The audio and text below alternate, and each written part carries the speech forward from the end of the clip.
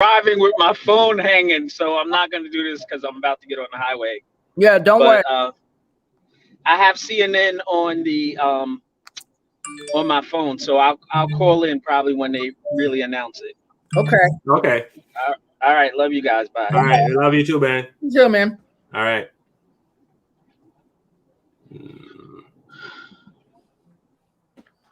And it was unreasonable. And so they listened to all the medical evidence. They listened to all of the evidence from the police officers. They cut to the chase. I'm sure they did consider the different elements that the judge talked about as far as the second degree, third degree, and manslaughter. But I think they narrowed it down to you turn the volume on TV. On rebuttal, which was use the 46 which is your argument this text.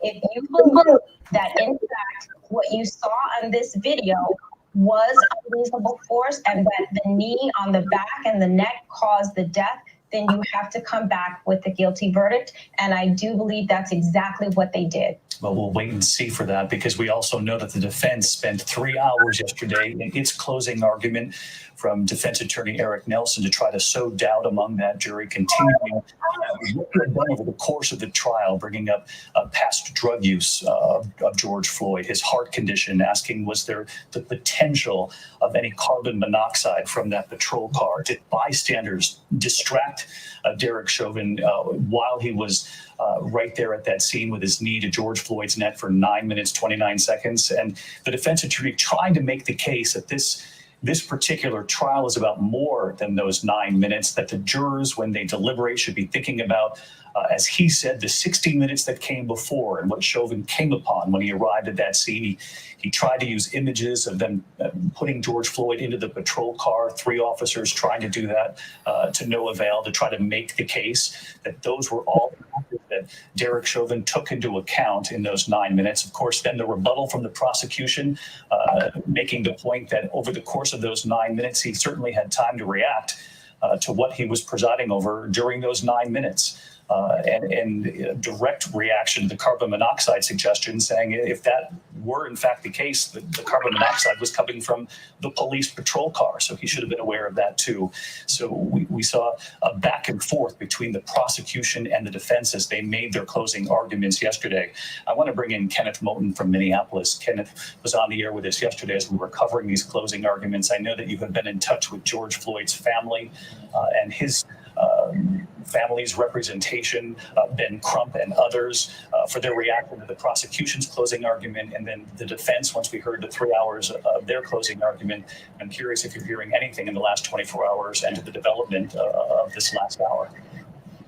David, they are gathered in a hotel here in downtown Minneapolis. The words we're hearing right now at this hour, they're optimistic. They are in good spirits, but they're also anxious, eager, nervous as we await this verdict here. Also, we know that when it comes to this Floyd family, in the past 10, 11 months or so, since the death of George Floyd, this family has gone through a lot. Yes, they got a $27 million settlement, but they lost this loved one, this person they knew, who they watched in this video, died at the knee of Derek Chauvin. And so for this family, they've gotten the good and the bad, David. They have gotten a lot of support, but they've also heard from the critics who believe that George Floyd should have resisted, that he was on drugs, that he was somehow at fault. But they've got a number of supporters, people who have been in these streets. And so Florence Floyd, the brother of George Floyd, has said that he is urging for peace and calm after this verdict is read, but he knows that he can't control the anger on these streets for those people who are hitting the streets. And really, David, for this family, for months now, they have watched this country go through a racial reckoning. They've watched this country change and many industries change because of this racial reckoning. But they truly feel that today, this verdict, that today is their day of reckoning. David? Kenneth Moten in Minneapolis, and the family all along has asked for peace and calm across this country, something Terrence Floyd told me almost a year ago in Brooklyn. They were deeply moved by the diversity of the faces in these protests across the country, but saying any sort of violence is not what their brother would have wanted. I want to bring in our senior correspondent. Yeah. You don't think the reason they came back so fast because, I mean, they saw the videotape. What else they need to see? That's what I'm waiting to see because all I saw was guilty. I mean, I don't know what they'd be. There's nothing even really. I would try my best to think opposite and tried everything, but from what I saw, there's nothing I see but guilty. Just based on what I saw. Yeah. And there's nothing that could justify it because he was handcuffed. And then they showed me yesterday that when he told the officer, he told that he has really bad anxiety and he's scared. What do you call that when you have like small spaces? He's claustrophobic. So he was George. Yeah, Lloyd was very claustrophobic. He said, "Please, I'm begging you, please don't make me get in this small seat. I'll sit in the front. I'll sit anywhere you want, just not in that small seat." It was because it's loaded. It's really small. And so because, at first they took him out of something, but then they put him in, he started having anxiety. Yeah. So remember, he's cuffed the whole time though. And then I don't know what happened. He just went left. The guy went left and threw him in back. Then you see him on one side where it actually looked like the car was moving. It looked like he was beating him up. I don't know if Floyd was going ballistic or what when he was handcuffed, but it just was crazy. There's no justification at all of why that man is dead when he was in handcuffs. There's none. And there's 6 people kneeling on him. They all should be tried the same. Yeah. Right. You see, he said it. We see with our own eyes. And then if for it not to come back anything but guilty would tell us that, yes, you witnessed this, but guess what? We don't care. That's what it would say to me. So I'm hoping that they do the right thing. Yeah. I'm pretty sure the jury will do the right thing. Never know. Yeah, Gina just said that he thanked them when they took him out of the back of the car. Did he what? Yes, I heard that. Yeah. Yeah, I saw him say it, and I was like, wow. So he even said, so what? Where did it go left? Because he said, I'm not violent. I'm not going to do anything. He said it. Yeah. And he knew it. I personally think that Chauvin had a personal vendetta against Floyd. That's my personal opinion. I'm surprised they didn't bring that in, that he knew Floyd from the club they worked at. Right. And one of the ladies said that Floyd was kind of more popular. Right. I honestly think, who knows? He could have been like, this guy doesn't even have more than me, and they like him better. Who knows? He could have been jealousy along with his Proud Boy mental status. I don't know. There's a couple things going on with him. He has 19 other complaints, I believe, against him. So it wasn't the first time. Yeah. This is just the time that he got caught. That's the sad part, is that they let him reign, even though he had about 19 complaints against him. Yeah, but as they would say, he showed zero remorse. I mean, he doesn't look like he's upset, sad, regretful. He doesn't look like he just didn't look like he gave a shit. No, because like the narrative of people who posted, well, he was an addict and he was I said, I don't care if he did 20 bags of dope and shot up 45,000 bags of heroin. He was handcuffed, period. He was handcuffed. And then to top it off, in the field that I'm in, when you're in the addiction field, and now with the police saying, oh, we're more lackadaisical with addicts, we try to help them and we try to make sure they get the right help. So, okay, if that's the case, let's just say if he was on drugs, he still was handcuffed. And as an officer of the law, you should have had a little bit more compassion, knowing, or if you thought he was high, that would make you even more not want to go into confrontation, because if you go into confrontation with an addict, you're going to get a real bad chaos, and they won't mean to do it intentional. It's just that if that was the case, the drugs would cause them to be further heightened, to be like, which would appear to them as aggressive. So no matter how you cut this, Chauvin can't say that George had any wrongdoing, because there was nothing he did but beg for his life for that. 9 minutes. I saw when his life came out of him. It's just, we all saw it. It boggles my mind. And the smirk on Chauvin's face, like, I'll do it in front of everybody and get away with it. He's gotten away before, remember. He's gotten away with plenty of stuff before. So his face looked like, I'm going to do it again and ain't nobody going to know or care. Matter of fact, I'll be rewarded for this. That's kind of the look he gave. And the way he had his foot on his neck. Have you ever seen a deer killed? No. When they drain out the blood? No. Watch it and you'll say, wow, this is very similar. Yeah. Yeah. They kind of, people like him kind of look at us like animals. So we have no meaning. Yeah. Crazy.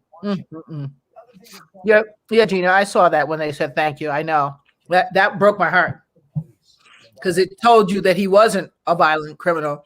Yeah. And, for him to say thank you, like he kept his manners till the very end while they're killing him. And for the other officers to stand by and not stop it is just as horrific as doing it.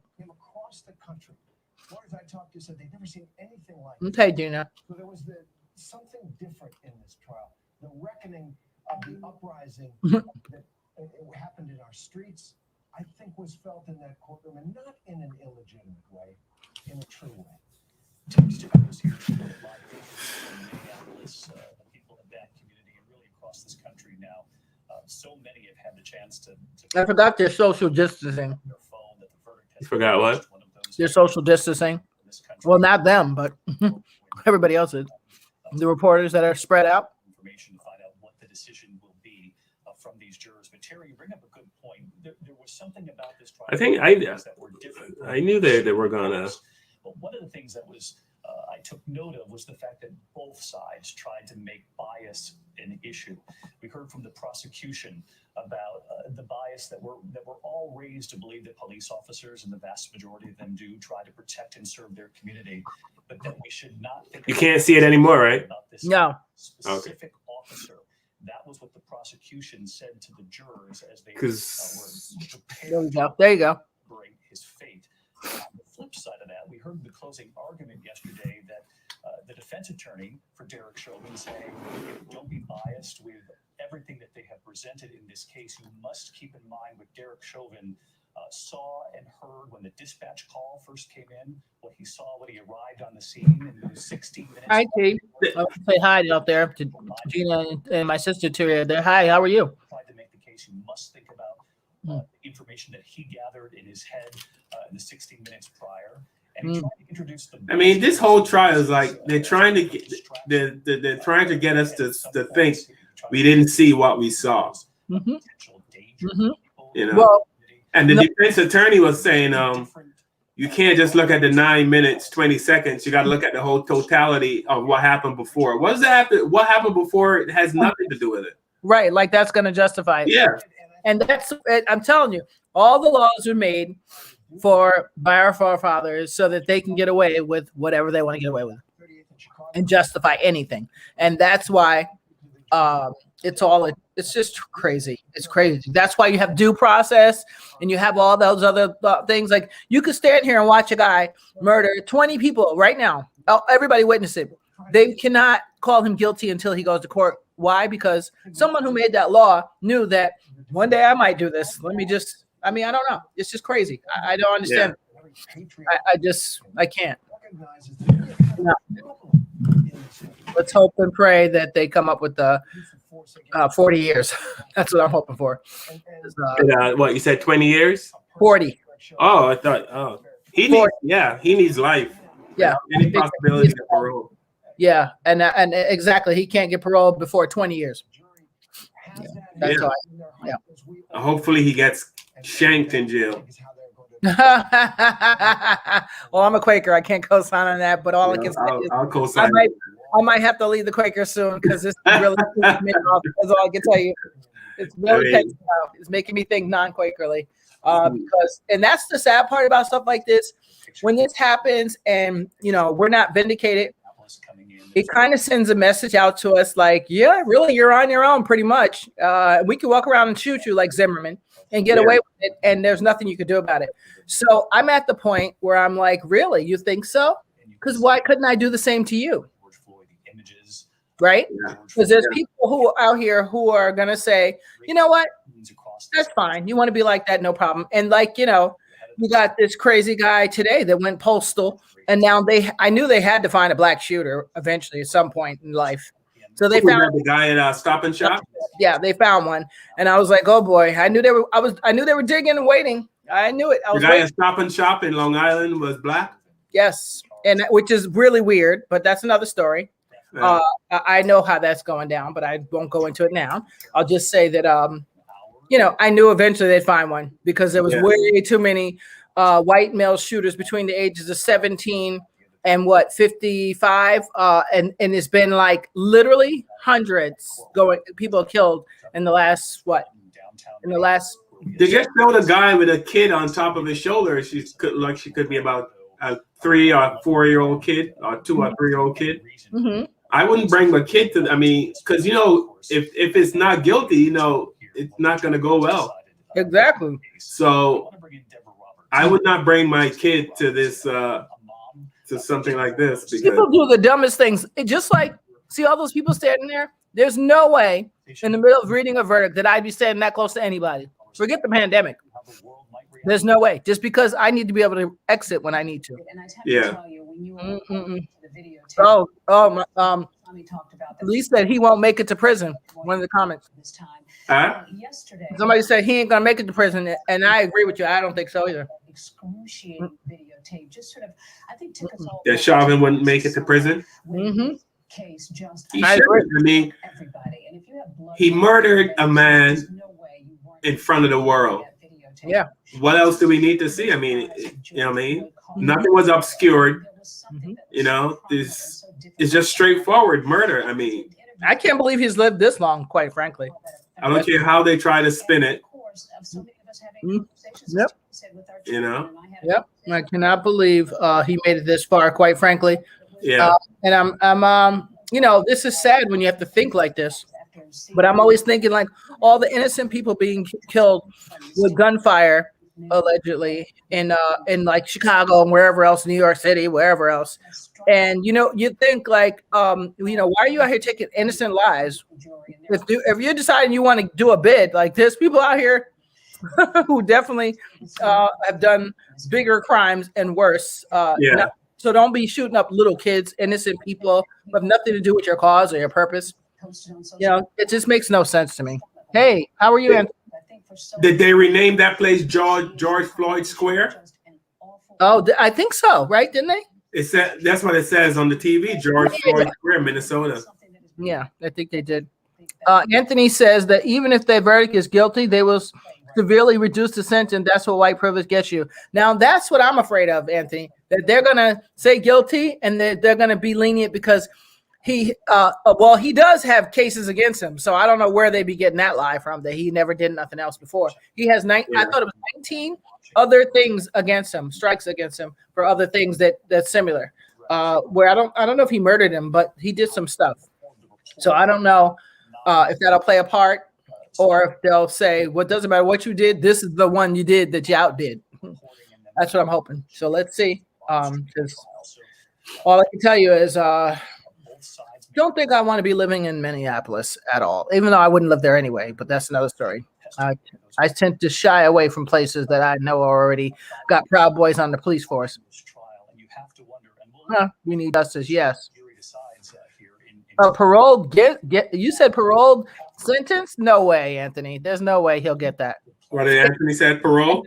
Said paroled sentence is what he's guessing. No way. That will not happen because it won't happen. Can't. Absolutely cannot. If they do, I'll be like thinking the jury's bought. There's no way. And the judge already seemed a little weird when he said the comment about Maxine Waters. You saw that? Yeah, I mean, he says that because the guy was trying to say, well, we should dismiss this trial because of what Maxine said. I was like, and she's inciting. I think he's reading the verdict now. I think it's in now. Okay, go ahead. I'll be quiet. Ready, guys? Let's see what you say. Turn up the volume. Yep, there it is. Okay.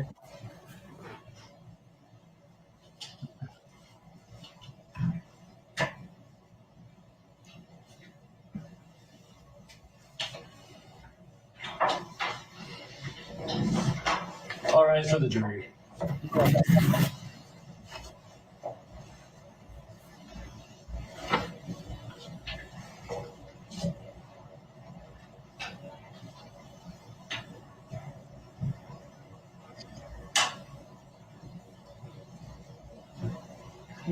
Oh, God. All right, please be seated. Members of the jury, I understand you have a verdict.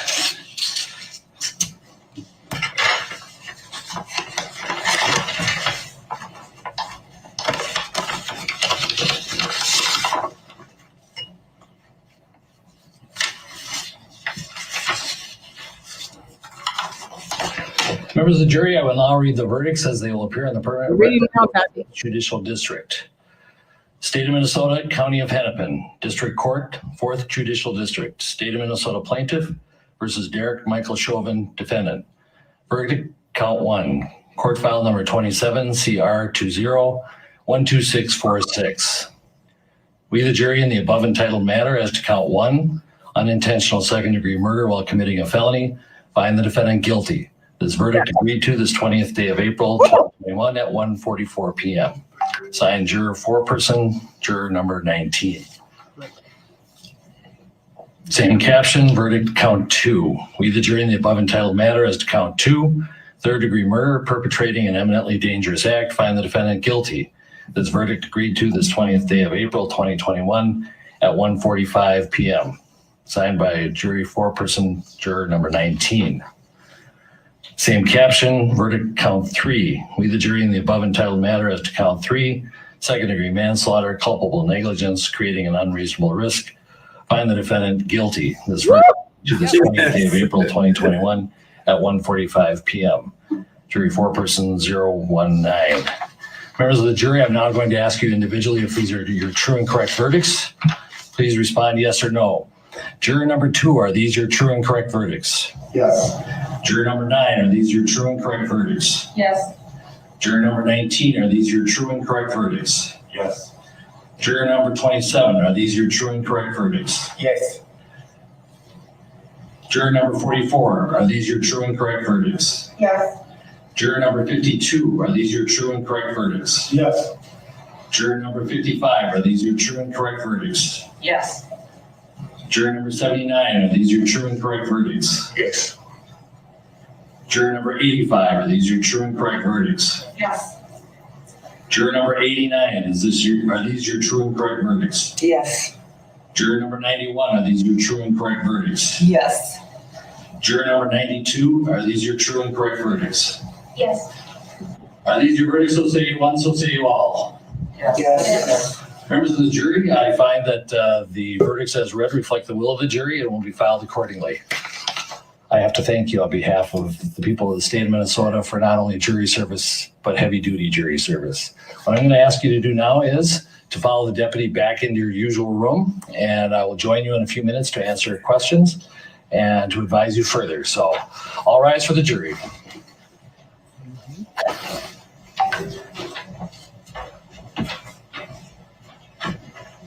Yes. Come on. Praise God. Woo, guilty. Yes. Praise God. You seated? Hey, With the guilty verdicts returned, we're going to have His face. Blakely, you may file a written argument as to Blakely factors within 1 week. The court will issue findings on the Blakely factors, the factual findings, 1 week after that. We'll order a PSI immediately returnable in 4 weeks. And we will also have a briefing on, after you get the PSI, 6 weeks from now, and then 8 weeks from now, we will have sentencing. We'll get the exact dates in a scheduling order. Is there a motion on behalf of the state? The state would move to have the court revoke the defendant's bail and remand him into custody pending sentencing. Bail is revoked, bond is discharged, and the defendant is remanded to the custody of the Hennepin County Sheriff. Yes. Woo! All right, thank you. So there you have it. The jury in Hennepin County Good. in Minneapolis finding Derek Chauvin guilty on all 3 counts: second-degree unintentional murder, third-degree murder, Good. and second-degree manslaughter. Guilty in all 3. You can see him being led away there in the courtroom. He had been out on bail. You heard the state request of the judge. Oh, wow. Revoked, and that he be taken into custody, which is exactly what the judge decided to do. You can see the counts up on your screen right now.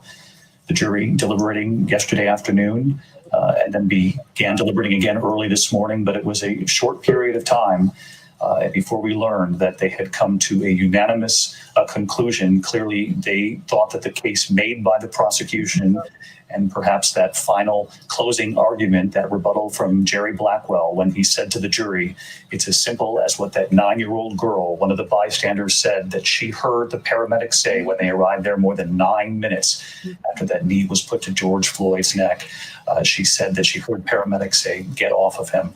Of course, in the hours and the days to come, we will learn more from that jury. We're thinking over the course of this 3-week trial. But we want to look at the reaction coming in from Minneapolis. This was the scene in South Minneapolis just moments ago. Wow. Praise God. They had described the sound of the people gathering there, obviously erupting.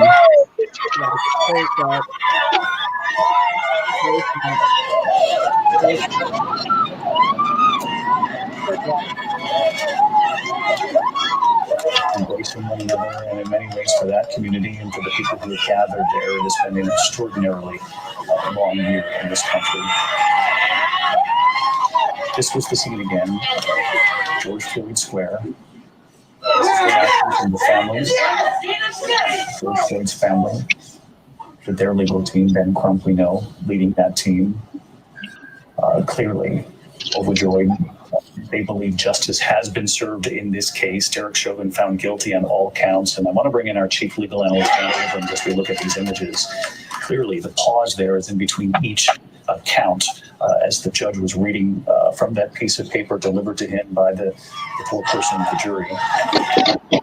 And Dan, guilty on all counts. They believe the prosecution made its case beyond a reasonable doubt. Yep, on each and every charge. And remember that there are slightly different theories with regard to second-degree murder and third-degree murder. I mean, there was a possibility that he could be found guilty of second-degree murder, not of third-degree murder, and then guilty of second-degree manslaughter. That didn't happen. This was a prosecution clean sweep here. And now Derek Chauvin will be sentenced on the highest charge, which is second-degree murder, faces up to 40 years. The sentencing guidelines in Michigan suggest more likely 10 to 15 years. But I'll tell you, David, you mentioned that 9-year-old girl, and she could be relevant in the context of sentencing because prosecutors can ask for what's called an enhancement in the sentencing, meaning to go beyond what the Do we need to see any more of this? Suggest. No. Because a child was present. And so that 9-year-old girl was not just an emotional witness, but she could become a very important witness with regard to the potential sentence. Hey, What's up, family? What's up, family? What's up? Praise God. Yes. All I can say, Finally, some praise God. Black lives do matter, it seems. You know, and sadly, it takes the world to see it, but that's what this means to me. I'm gonna hold off celebration until the sentencing. I absolutely, because that's where they're gonna try to do the okie dokie. That's where I feel like the okie dokie could come like, well, since he has never done this before, Right. 10 years. Oh no, we're not trying to hear that. So The police officer Noir who killed unintentionally, he shot out of fear, they say. He got 12 years, so we're gonna see. Oh, he got to get a minimum. That's a minimum. I mean, I'm thinking 15 to 20. I'm thinking 20, but don't let me tell it. Well, 20 years in prison is a long damn time. So either way, 12 or 15 years or 40 years is not going to bring George Floyd back. But you know what? If he did 20 years a hard time, 20 years a hard time, his life is still over as he knows it. He's never be a cop again. He's going to prison, which is not an easy life for anybody.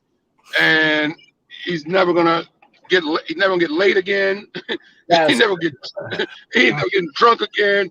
He'll have no more power. Everything he had for most of his adult life is gone now. His houses, his wife, you know, his favorite food, you know, picking on black people, all that shit's over, you know. So his life is over as he knows it. So I don't care if it's 12 years, I don't care if it's 15, I don't care if it's 20.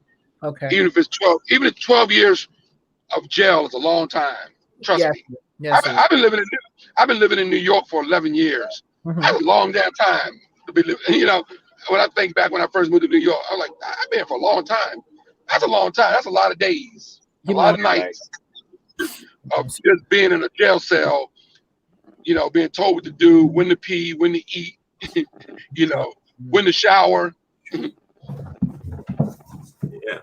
But imagine that the thing what I take away from this is we actually have videotape of him murdering George Floyd.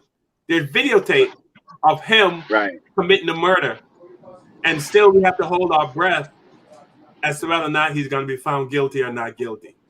Exactly. Oh, if it went for the videotape, he wouldn't have got convicted. No. You know, and even with the videotape, we were still nervous, right? What does that tell you about America? Oh, we already know. You know?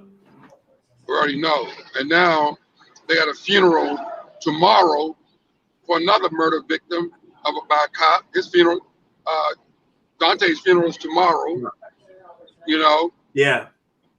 So, you know, crazy, man. I've been seeing so much crazy crap on Facebook all day. It's not even funny.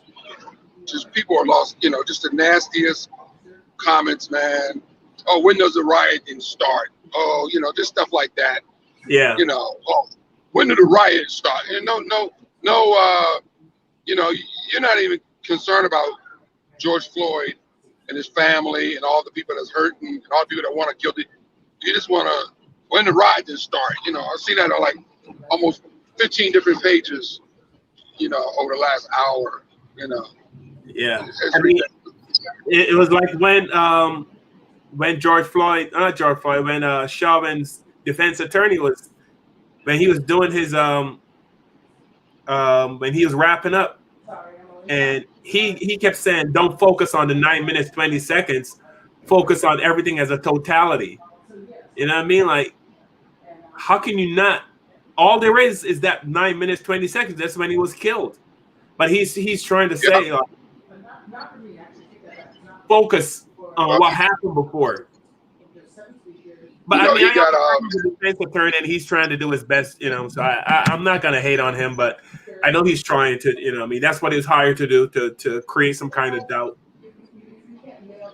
And he did a good job, actually. It just didn't work, you know. And he got paid very handsomely by the state to do it, you know. He didn't come cheap. He lives in a big house. He'll be in his fancy shower in about 2 hours from now, you know, put on the street clothes. And George Floyd and Derek Chauvin is basically in a holding cell right now. Yeah. Being fingerprinted, about to get fingerprinted. And all that sort of stuff, you know. So yeah, he's never gonna see the streets. He's never gonna see the streets again. Not in his lifetime, you know. Yeah, and you know what's sad is that you would think that this verdict would stop cops from shooting black people. That would make them stop and think and say, hey, we gotta, you know what I mean? We gotta ease up. We gotta not profile. We gotta not react to black people the way we do. We gotta not, you know what I mean? Not treat black people the way we do. And you would think that would happen, but I can almost guarantee that, you know. I'm traumatized. I've been driving. I'm on my way to South Carolina. I'm traumatized just driving, dude. You know. Yeah. As much as I hate to fly, next week I'm on an airplane. I'm so freaking happy to be flying somewhere because I don't even want to be driving right now. Mm-hmm. It's that bad, man. Yeah, you're right. You know, I mean, we're traumatized over all of this shit, man. Has left, you know, Black America traumatized. You know? I think we all need some counseling right now. To be honest with you. Yeah, absolutely. I mean, it's pretty bad. I mean, and it's not even over. Like you said, there's gonna be another shooting, I'm sure. Of course. Or more BS. You know, this may scare a few cops, you know, because they see a guy get convicted now, and they know that they can go to jail.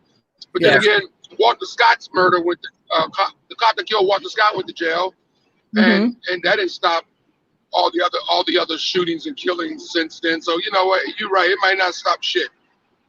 That's because, like, who was it? Prince Mapp had said, I believe I think he's onto something. They should have cops should have murder insurance. Because when they're paying the bill and when their houses are confiscated and all their stuff is taken instead of the taxpayers, I guarantee you it'll be a different outcome. Guarantee it. Guarantee it. There's no way you're gonna want to give up all that bad stuff. And did you see the house of the cop that shot the young boy with his hands up? The Caucasian lady. Yeah. She got a nice house. Nice. I was like, wait a minute. The houses are so cheap out in Minnesota. Where's that, Minnesota as well? Wherever she's at. And maybe there's enough money to splurge like that. But I was like, I know a lot of cops and they ain't balling like that. And if they are, they got side gigs going on. So the price of living in Minnesota is not that expensive. But that house was it was a nice house. But also, Derek Chauvin had 2 houses. He had a home in Florida. He had a house in Florida and a house in Minnesota. So he had 2 houses. You'll see neither one of them ever again. Yeah. I guess the ex-wife can get the house in Florida probably, if she's not already got it. Well, and the cop that killed 20-year-old Dante Wright, she has to be pretty nervous right about now after seeing this verdict. Yeah. Yep. As she should be. As she should, because that's another guilty. I don't care about what gun you found. I saw his hand straight up. He already dumped whatever gun you planted or whatever happened. I don't even know. Yeah. But whatever it was his hand was up. At that point, in that given moment, there was no reason to blow out his chest.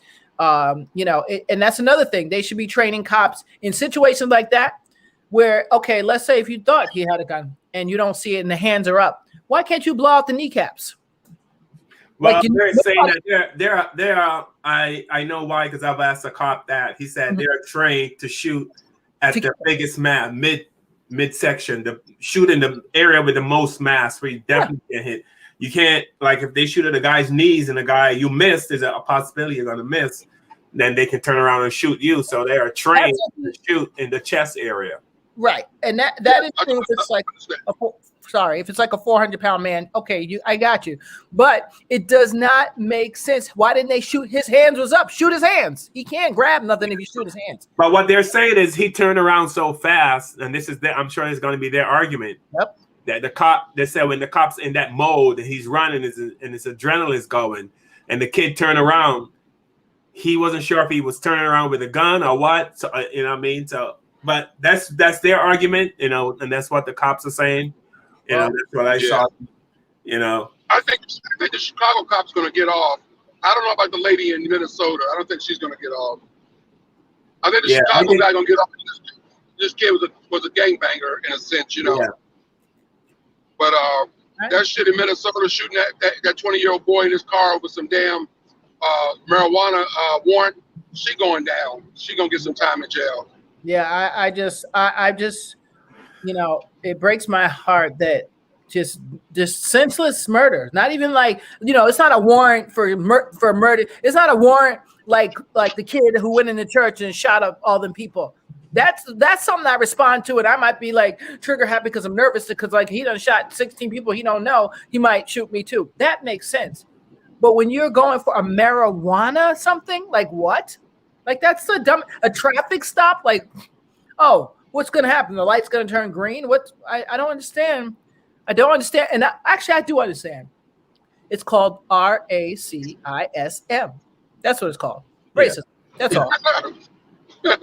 It's like, I mean, we know they're more afraid of us. You know what I mean? We just put fear in their hearts. I mean, we've seen the videos where white people, white men and women, cuss the police out, try to shoot the cop's gun. Last week, you saw that video where the guy told the police he had a gun. Yes, that was crazy. He said, "I'm gonna shoot you," and I was like, "Listen, you don't want to do that. Like, just talk civil here." I was like, "Wait a minute. Now this is the time you could have capped somebody, and everybody be like, I understand, but you mean to tell me you're gonna cap a guy at a traffic stop in a gun-carrying state that told you he has a gun, and where it's at, his hands was up, and you shoot him in front of his 2-year-old kid? Wow. Yeah. Wow. That's just It just is a double law system here, and it's got to stop. And what I'm afraid of is that the young people are going to be going wild. And like this young guy that did the shooting today, I can't wait to get the details on what happened with that, because people are going to get fed up. And black people we're not normally shooters. I hate to tell y'all. That's not normally what we do. We may hurt ourselves, something like that, but that's not our normal stilo, is to go around just getting everything. But that's going to become, because we've got so much mental trauma going on, it's going to become a thing where all the people who were scared of us and had no reason are going to actually have a reason. And that's what I'm afraid of, because even I'm not safe. You know, when someone goes 7:30, I ain't even safe. So I don't want that to happen. So you know, what I'm afraid of what's going to happen now is now when cops pull over black people, yes, they're going to take them somewhere where there's like nobody. You know what I mean? Like, they're going to make sure there's no one with a camera, no one with if it just so happened that they pull you over on a deserted road or somewhere where there's no one filming, I think they're going to just go crazy. Right. Yeah, but that's what that remember the lieutenant that got pulled over? The reason they were so pissed off is he didn't pull over right away. He put his hazard lights on, and this is what you're supposed to do. Right. You put your hazard lights on, you drive slowly to a well-lit area, and that's what he did. He made sure he was in a well-lit area before he stopped. Yep. And they were pissed about that. Yeah. You know why? They want to get him on a dot road so they can kill him. Or put a gun on his thing, plant a gun or something on him. Look, he had this. Please, that's so old. First of all, I want to say this. They got to stop having, and you know it's becoming a big thing now, where Proud Boy types are signing up to be military and police so that they have full access to guns. And that's when you get the ones that go 7:30. That's why you're getting that, because they shouldn't have been on the force anyway. That's where the problem. So the good cops need to start speaking up, because they're making all the cops look bad. That's the bad part. So, but it seems like the road to bad cop state, that seems to be the way they do policing. You know what I mean? Because I don't know if the bad cops outnumber the good cops, or the way the bad cops act, that's the way they're taught in school, and they're just doing what they're taught. I think it goes deeper than that. I think it comes from command. See, now if that's the way they learned it back in the day, and you figure, who are the people in charge now?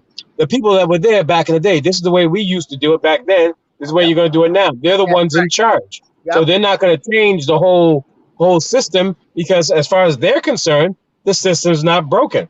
That's why you need to get more people in that are willing to stand up. Like there was a woman that was in the news this week who 15 years ago, like one of her partners, she was working with somebody. She was a cop, and her partner tried to kneel on somebody's neck, and she went and pushed him off. Yeah. So she didn't. And then she got thrown off the force, lost her pension and everything. And they, basically they railroaded her. She's lucky that's all that happened, because usually what I hear, it killed them. And then they came back. The judge came back after all this time. It was like, yeah, you did the right thing when people weren't doing the right thing. They reinstated her pension. They gave her the 2 years pay she would have had. So they tried to make it good. Mm-hmm. But I mean, she did the right thing and lost her job. Carol Horn. Yeah, Carol Horn. Yeah, thanks, Michelle. Thank you, Michelle. Yeah. Her partner had a black guy handcuffed, and even though he was handcuffed, he put him in a chokehold. So she jumped on his back to get him off, and then he reported her, and she lost her job, and it told her that she was interfering with the Oh yeah. So well, that's the problem. If you speak up, there is something you will get reparations. Reparations. I wish for that. In that, I didn't know that the shooter was there, and you accidentally get shot. That's why I believe you hear a lot of them cases of cops when they get shot. I don't think that's no coincidence. I think they're the ones that wasn't going along with the program. Yeah. Let me tell it. The thing is, we see just as many videos as we see black people being shot. Mm-hmm. There are just as many videos that we see white people doing the same thing or worse and not getting shot. Yes. And I mean, just the guy you showed me, the guy who was telling the cop, "I'm going to shoot you. I have a gun," He did everything wrong that black people are told opposite. And we actually go, oh, how are you, officer? Yes, sir. Okay, sir. Even though we didn't do nothing. Oh, yes, sir. And this guy was high and was like, I don't give a damn. He cursed him out. I'm gonna shoot you. And da da da. And the cop was literally logicizing with him, like, oh, listen, you know, you're a little bit topsy. Take it easy, buddy. I was like, what? Who does that? So you don't feel threatened at all? Like, really? And that's what kills me. How do you not feel threatened after some of the things that have taken place in the last couple of years? How do you not feel threatened when you pick up Dylan Roof? Yeah. A young kid that you have no idea how 730 he is. You just know he went into a church and just randomly shot up all them people. Now, my thinking is, if he went into a church, right? Think about this. He went into a church. Forget the color. Take that out for now. Take that out. He went into a church and just had told him to come sit down and enjoy and listen to God, blah, blah, blah. And he just, blah, blah, blah, blah. I would be petrified if I was picking him up. I'd feel more petrified than picking up Hannibal Lecter. I'm just saying. Yeah. But like I heard someone said, when white cops are dealing with white people, they in their mind, they might see an uncle, an aunt, a nephew. You know what I mean? Because this person is white, I'm white. They can relate. You know, when they deal with us, they don't. I mean, come on, we're what 3/5 of a human, right? I mean, you guys told me about that. That is written in the Constitution. We are 3/5. That's like the picture. That's Yeah, but I just hope the sentence is appropriate. Like Des said, Des is smart. Des says, I'm waiting for the sentence because he's right. This is the old okie dokie. Like, yeah, he's guilty on all charges. Now let's see if you're gonna follow through. And I don't want to hear no 10 years. I don't want to hear it. Yeah, but now that's. So who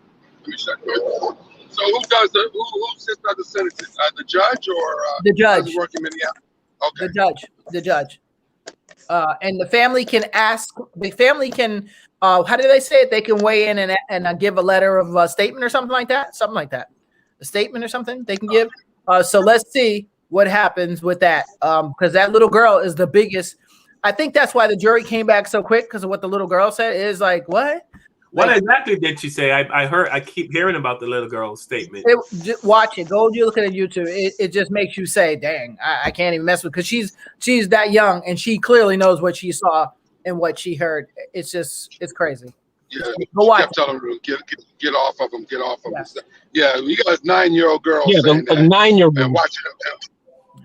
Yeah, that. And watching a man being murdered. So even a 9-year-old girl knows. Yes, if she knows, then like it's the done deal. And the guy said he stopped his car and got out, and he was as close as like 15 feet to everything. So all of a sudden, even with him saying he couldn't hear exactly what was being said, but he knew something was wrong because it just didn't look right the way they were doing stuff. So there was too many witnesses. I mean, the EMT person said I wanted to give him CPR, but he wouldn't let me. Like that, just all those little things added up to like, okay, this is intentional. Because like even if he would have did that and said, okay, let the people give him CPR, that's a try. That could have been defended in another way. That could have taken the whole case. But the fact that he took all these people and was like, nah. And hey, you come help me restrain him more. That just says like you had no regard for human life at all. None. Yeah. None. And I hope I'm sorry. No, go ahead. Oh, I mean, I'm sorry. You go ahead. No, okay. It's okay. I was saying, I think the other problem we have right now is tonight, when it gets dark out there, everybody's celebrating right now because everybody's happy and, crying and hugging. But you got to remember, the haters are going to come out. Yep. And start looting and start fires because you know who gets blamed for that, right? Yep.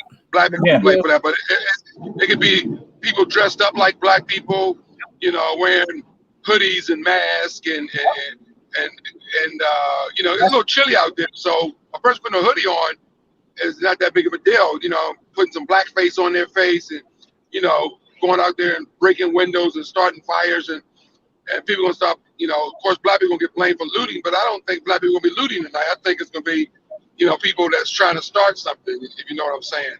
Absolutely. So they need to watch out for that tonight, Prince said it. Prince said he witnessed stuff like that. And I saw footage from someone who's also has been on the ground that where I literally saw officers putting shoes in their car, like all kinds of crazy stuff. I was like, wow. And that's not the footage to me, guys. They said that on Facebook, not on Facebook, on it was an eBay or one of them online stores that they have masks, realistic masks of black people, and they're sold out. All those masks sold out. That's because of black. And they're saying, why would black people wouldn't buy masks of black people? Nope. Yeah. Like, why would a black man buy a mask of a black man? We're black. We don't need no damn mask. Who's buying these freaking masks? Who's buying all these masks? And who made them? And you know why they're doing that? Because the eye recognition, it misreads black people wrong. So that's why even if they scan the crowd with those cameras, if they're black, they're going to be misread. So that's probably why someone came up with that. Trust me, QAnon knows very well what they're doing, and they're involved. You better believe Anifa and QAnon, they're involved. So if anything goes down, I already know who it is. At nighttime, Tanya, when you put that mask on, at nighttime, put a hoodie on, and you go break a window or start a fire somewhere to make it look like. Yep. Oh, we know. We know. Kev is doing the Kimbrough. Yeah. Who's doing the Kimbrough? Kev. Oh. Yeah. But I wanted to say the robot voice. I wanted to say that this is a good example of why black people need to vote in local elections. Yep. You know, because now this has all the power. Excuse me. Keith, the gentleman speaking right now. What's his name? Keith Ellison is speaking right now. I don't know if I can get that back. You may not want to. It's okay. I don't know what he's going to say. Who's Keith Ellison? Yeah. He's speaking on what's the one with the colors? Is that 7 or I can't see.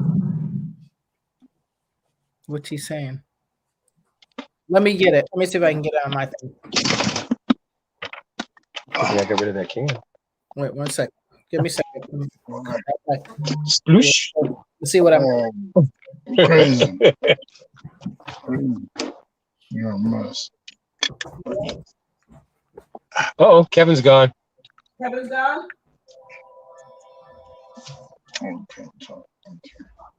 He'll be back. All right, so we're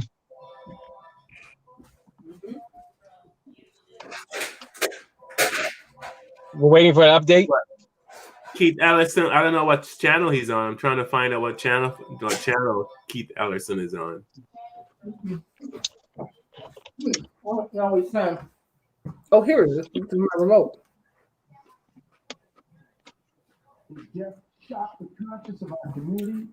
Can you hear that? What Not channel really. is he on? It's is that 7 with the colors of the top tail? That's NBC. Stop. Big banks are lying to you. They don't want you to know that you can now get a PPP loan in as little as 60. We're a bouquet of humanity. That's the one. Phrase I stole from my friend Jerry Blackwell. A bouquet of humanity. Old, young, men and women, black and white. A man from the neighborhood just walking to get a drink. A child going to buy a snack with her cousin. An off-duty firefighter on her way to a community garden. Brave young women, teenagers, who press record on their cell phones. Why did they stop? They didn't know George Floyd. They didn't know he had a beautiful family. They didn't know he had been a great athlete. And they didn't know he was a proud father or that he had people in his life who loved him. They stopped and raised their voices, and they even challenged authority because they saw his humanity. They stopped and they raised their voices because they knew that what they were seeing was wrong. They didn't need to be medical professionals or experts in the use of force. They knew it was wrong. and they were right. These community members, this bouquet of humanity, did it again in this trial. They performed simple yet profound acts of courage. They told the truth, and they told the whole world the truth about what they saw. They were vindicated by the chief of police, by Minneapolis' longest serving police officer, and by many other police officers who stepped up and testified as to what they saw and to what they knew. What happened on that street was wrong. We owe it, and we owe our gratitude to fulfilling we owe them our gratitude for fulfilling their civic duty and for their courage in telling the truth. To countless people in Minnesota and across the United States who joined them in peacefully demanding justice for George Floyd, we say, all of us, thank you. Thank you. In the coming days, more may seek to express themselves again through petition and demonstration. I urge everyone to honor the legacy of George Floyd by doing so calmly, legally, and peacefully. I urge everyone to continue the journey to transformation and justice. It's in your hands now. I also want to address the Floyd family, if I may. Over the last year, the family of George Floyd had to relive again and again the worst day of their lives when they lost their brother, their father, their friend.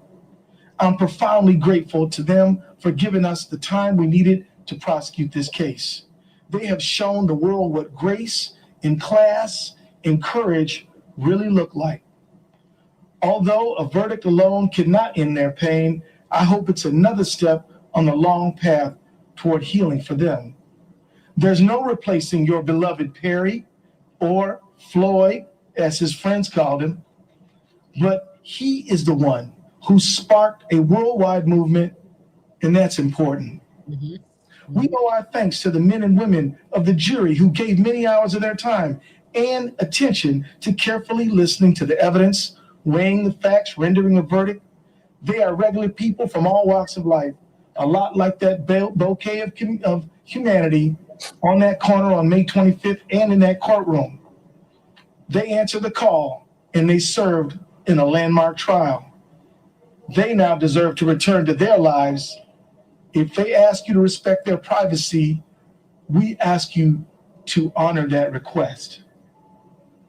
I want to acknowledge the remarkable team that helped us prosecute the case. We put everything we had into this prosecution. We presented the best case that we could, and the jury heard us, and we're grateful for that. We had the sole burden of proof in the case, and history shows that winning cases like these can be difficult. I'm proud of every hour, every minute, and every ounce of effort we put in this case. And let me tell you, we spent many hours working on this case, did we not? We, week after week, committee meeting after committee meeting, this team never let up and it never quit. We fought every day, and we did it together. The Attorney General's office together with the Hennepin County Attorney's office. Thank you, sir. And we did it together. I'm deeply grateful to everyone who worked on the case. Most of these folks will tell you it's a bad idea to put together a team of all Michael Jordans. Nobody would want to pass the ball. This team, that was their true strength, is sharing the load, passing the ball, understanding that all of us together are smarter than any one of us alone. And that worked. Although the verdict has been rendered, this is not the end. In the coming weeks, the court will determine sentencing, and later this summer, we expect to present another case. We will not be talking about that. This verdict reminds us how hard it is to make enduring change. And I just want to finish by sharing some important historical legacy, if you allow me. In 1968, the Kerner Commission was formed to investigate the causes of uprisings across major American cities. And a man named Dr. Kenneth Clark, a famous African-American psychologist who, along with his equally accomplished psychologist wife, Mamie, contributed to compelling research in the Brown versus Board of Education case. And Dr. Clark testified at the Kerner Commission. And I want to quote you what he said. I read that report, the one in the 1919 riot in Chicago, and it was as if I were reading the report of investigating the committee of the Harlem riot in 1935, the report on investigating the Harlem riot in 1943, and the report of the McCone Commission on the Watts riot. I must say again in candor to you, the members of this commission, it's like a kind of an Alice in Wonderland with the same moving picture reshown over and over again, the same analysis, the same recommendation, and the same inaction. Those are the words of Dr. Clark in 1968. Here we are in 2021. Here we are in 2021, still addressing the same problem. Exactly. Since Dr. Clark testified, we have seen Rodney King, Abner Louima, Oscar Grant, Eric Garner, Michael Brown, Freddie Gray, Sandra Bland, Philando Castile, Laquan McDonald, Stephon Clark, Atiana Jefferson, Anton Black, Breonna Taylor, and now Dante Wright and Adam Toledo. This has to end. We need true justice. That's not one case. That is a social transformation that says that nobody's beneath the law and no one is above it. This verdict reminds us that we must make enduring systemic societal change. More than a month ago, months before George Floyd was murdered, the Minnesota Public Safety Commissioner John Harrington and I released the recommendations of our working group on reducing deadly force encounters with law enforcement. What all of us in that working group, including law enforcement, wanted is for everyone to go home safe. Anytime someone doesn't, everyone's lives are changed forever. We need to use this verdict as an inflection point. What if we just prevented the problem instead of having to try these cases? We don't want any more community members dying at the hands of law enforcement and their families' lives ruined. We don't want any more law enforcement members having to face criminal charges and their families' lives ruined. We don't want any more communities torn apart. One way to prevent this is to get into a new relationship where we as a society re-examine the use of force and our old subtle assumptions. I'm so proud of Chief Arredondo and the Minneapolis police officers who by their testimony said enough is enough. And another way to prevent it is by acknowledging and lifting up everyone's humanity, helping communities heal, and officers be well. Another way to prevent it is with accountability. Passing laws and instituting policies and training is important, but they must be more than words on paper, and there must be accountability for violating them. With this verdict, we have brought some accountability. Finally, this verdict demands us to never give up the hope that we can make enduring change. Generations of people said slavery would never end. Generations said Jim Crow would never end. Generations said women would never be equal to men. Generations said if you were different in any way, you could never be a full and equal member of our society. Right. Today, we have this travesty of recurring, enduring. Thank you for watching. I see you. Those beliefs are things we have to focus our attention on. And as I now do close, I just want to say to you, the work of our generation is to put unaccountable law enforcement behind us. It's time to transform the relationship between community and the people who are sworn to protect them from one that is mistrustful, suspicious, and in some cases terrifying, into one that is empathetic, compassionate, and affirming. That will benefit everyone, including police officers who deserve to serve in a profession that is honored, in departments where they don't have to worry about colleagues who don't follow the rules. Now that work is in your hands. The work of our generation is to put an end to the vestiges of Jim Crow and the centuries of trauma, and finally put an end to racism. We can end it. It doesn't have to be with us into the future if we decide now to have true liberty and justice for all. The work of our generation is to say goodbye to old practices that don't serve us anymore and to put them all behind us. One conviction, even one like this one can create a powerful new opening to shed old practices and reset relationships. So with that, I just want to say that I do hope that people step forward and understand that nobody can do everything, but everybody can do something. You can do something the way like everyday people like Donald Williams and Genevieve Hanson and Christopher Martin and Charles McMillan and all those teenagers and young people stepped up and did something. You can do things like help pass the George Floyd Justice and Accountability Act. It's in your hands. Let's get the work done. And now I'd like to invite my friend and partner in justice, Michael Freeman, Hennepin County Attorney. We've been listening to Keith Ellison. He's the Minnesota Attorney General, along with standing there along with the prosecution team, reflecting on today's guilty verdict on all. Very good. Well, that's good. He's made a very good point that we can all do something and that it pays to have our cell phones ready. Yeah. Because if we didn't have them ready, I don't think we would have been here. We would have never even known about it. Yeah. But he said we can end it. I really don't see ending it.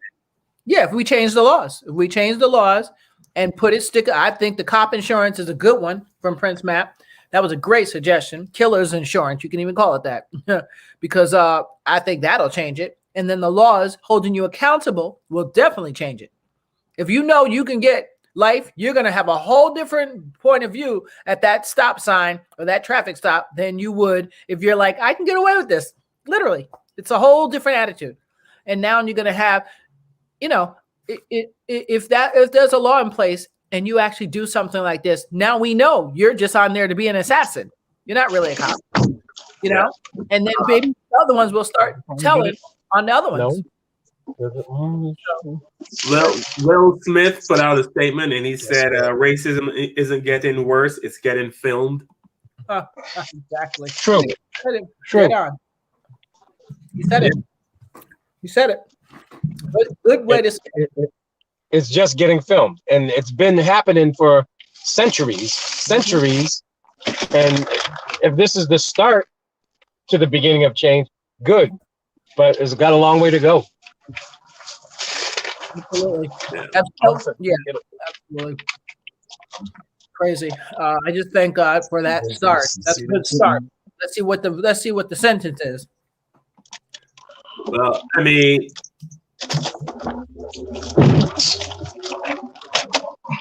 if they came back with all three guilties, that should tell the judge something.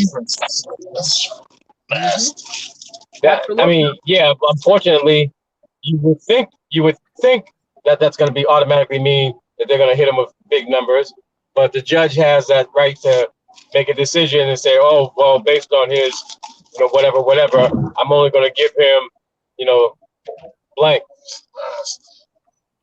Well, also he can appeal. That's an interesting thing. Oh, his attorneys, they have the right to appeal, right? That's what I'm saying. So, and remember, he was already setting it up to try to throw Maxine Waters under the bus by saying she's inciting. You see? And I was like, wait a minute. Even the Republican, I forgot his name. I forgot the gentleman's name. One of the Republicans said we should make a law for this. Maxine Waters, to say that irresponsible statement and get people all hyped up. That's inciting a riot. I was like, no, he did not even put that word. He did not put that word out his mouth after the Capitol. And he did not want Trump. He was one of the ones that did not want Trump to be impeached. So how dare you say that Maxine Waters is trying to incite a riot? Are you kidding me right now? It's crazy.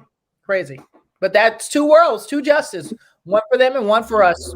And today I'm glad, at least for now, it sounds good. Let's see what the census will be. Yeah. Census will be. That's really what's going to be the big thing, because you could be found guilty and get like 5 years, and that would be just as much of a slap in the face as saying not guilty. Let's see. Hey, what's up, Kev? All right, I think this was the video. Check out I think this is a video. Does that work? This work? Jerry, you're gonna get in trouble. Jerry, they're gonna hurt you. Jerry. No, they're not. Because he's white. Jerry, don't do it. Jerry, don't do it. No, it doesn't matter if you do it because they're not going to do shit to you.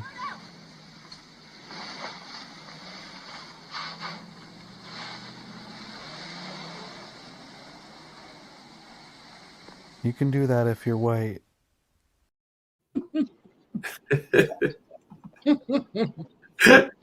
Right? Right on the head. Right? Oh shit. I've seen it over and over again when the cop responds and the white person's like, "What? I'm not doing that, okay? I'm just not doing it, okay?" And they're like, "Well, ma'am, you know, you might want to calm down a little bit." And I was like, "Can I try that?" No. Big bro, don't try. Yeah. No. Yeah. You know, they just don't see us as, and this is what Chris Cuomo said. The level of stupidity is incredible. I'm telling you, I used to use the word incompetent. Now I just call them stupid. I went to an Ivy League school. I'm very highly. That's so stupid. Right? Until, I mean, it was like the, you know, like the crack epidemic, right? Most black people were smoking crack and nobody cared. Right? But now the opioids has hit the white community. So now everybody, you know what I mean? They're telling police don't arrest them, get them help. Yeah. It was like jail the people for crack, which you brought into the country because there was no black people that owned planes and all that kind of connections that bring the crack, you know, in here. Well, you know how heroin got here, right? Huh? You know how heroin got here, right? A lot of it got here because of Vietnam. Veteran soldiers when they were bringing back from Vietnam, and then they flooded the inner city neighborhoods with it. Let us kill ourselves, basically, principle. That was the line from The Godfather. Go, oh, they're animals anyway. Let them lose their souls. That's exactly what they think about us. So, and thought, and still thinking some, not all, but some. But I can attest to the drug part, as you guys know, I was an addiction specialist over 15 years. What was it you were saying about the particular drug? You just said something, Preach. Crack. What was that? Crack. Yes. No. Oh, I know what it was. You were saying about opioids. Opioids are seen as a health crisis. Crack was a crime. Yes. See, crack was a crime. Opioids is a health crisis. Absolutely. But it's the same thing. Absolutely. And here's the thing. If you go to some places, like I think it was Rhode Island, I forgot, there's just certain places that do this now. So if I'm caught with crystal meth or heroin or crack or whatever, it's going down. But now they have a policy for some people where they come up to the person, the victim, the person that's on drugs and says, "Are you high right now? What can we do to help you to get help?" Which is great, but that doesn't usually apply in the hood at all. So that's why it's like, okay, we need something across the board for everybody, because there are some places where the cop responds and they know someone's on drugs. They respond in a crisis format, which is, hey, what's going on? What's going on with you? Tell me what's going on. And then you say, well, I'm just out of my mind or whatever. And then they keep de-escalating versus, what? You're on drugs. Let me arrest you. It's two different worlds, unfortunately. Very sadly, two different worlds. But I mean, we all know. I mean, we sit here and we discuss it. Well, we turn it inside out. We look at it from every angle. But the bottom line is different. Black people get different treatment. Absolutely. You know, that's it. And how are we going to fix that? You know, that's the hard part, Carl. What do we do? I mean, honestly, I don't know. I think that a lot of laws have got to change. That's the bottom line. If they don't change, it means nothing. All this talk is just talk. I mean, one thing we got to do, like I said, voting in local elections. Like now, the how much time Derek Chauvin gets is dependent on this judge. Yep. You know? Yep. So we got to stop thinking that only the general elections matter. You know, maybe we should start a sign. We got Black Lives Matter. We should say elections matter. You know, start that, because you got to realize the judge and who else? The district attorney, I think, is another really important. Very important. Yeah, the judge and the district attorney, but you know, for some reason we don't turn out in local elections, and you got to get that message across. Local elections matter. Yeah, that's where it starts. Yeah. Yeah. It's crazy. I don't even know what to say at this point because of this. Yeah. What do we do? All right. You guys want to wrap this up? I mean, we got. Yeah. Are we still tonight at 9 or no? Oh, for a meeting, yes. Yes, tonight at 9. Yeah. All right, I'll see you guys at night. I'll be checked in my hotel by then, so I'll log on probably about 9:15 or something. Okay. Be safe, Kevin. I will. I'm only doing 150, and I will. Only doing 150 while I'm talking about I just passed up 3 cops. Oh. All right. So yeah. All right. All right. All right, brother. I'll see y'all tonight, man. All right. See y'all tonight. Y'all be safe. All right. Yeah. All right. I think it's safer for black people to just get out and commit a mass murder than it is to drive. It's crazy. It's crazy.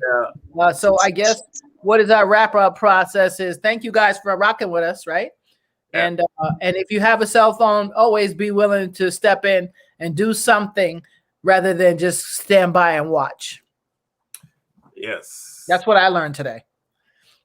Yeah. That's what I learned. So gone are the days where you think that's none of my business. It is your business. It is your business. That's it. That's gonna be my new hashtag. It is your business. It is your business. Yes. Thank you, Michelle. All right. Thanks to everyone for watching. Thanks, Michelle, Celine Brown. Celine.